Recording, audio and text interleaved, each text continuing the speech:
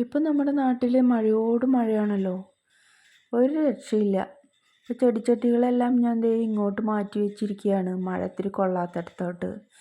എന്നാലും കുറച്ചൊക്കെ പുറത്ത് തന്നെയാണ് ഇരിക്കുന്നത്.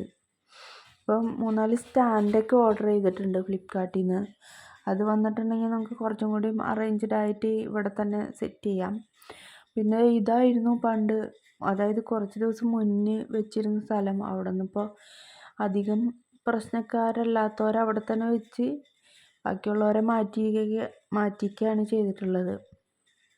പിന്നെ ഇവിടെ ഞാൻ ചെത്തിയെല്ലാം അവിടെ നടണമെന്ന് വിചാരിച്ച് വെച്ചിട്ടുണ്ടായിരുന്നു. ഇനിയിപ്പം മഴയൊന്ന് ഒതുങ്ങിയിട്ട് അതൊക്കെ ചെയ്യാൻ പറ്റും. ഇതേ കണ്ടില്ലേ, ആകെ ജാതിക്കെല്ലാം വീണ് കിടക്കുക.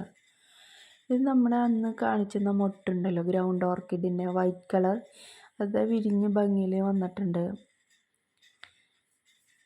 പിന്നെ ഇഞ്ച് പ്ലാന്റ് മഴയിൽ നല്ല സൂപ്പറായിട്ട് തഴച്ച് വളർന്നുണ്ട്.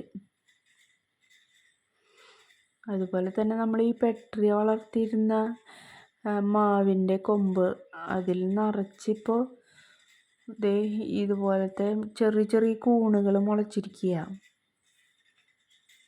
കാണാനൊക്കെ നല്ല ഭംഗിയുണ്ട്. പക്ഷെ ഇതുപോലെ മഴയും വെയിലും വന്നാൽ ഇത് വേഗം പോവാനുള്ള സാധ്യതയുണ്ട്, നുറുമ്പിച്ച്.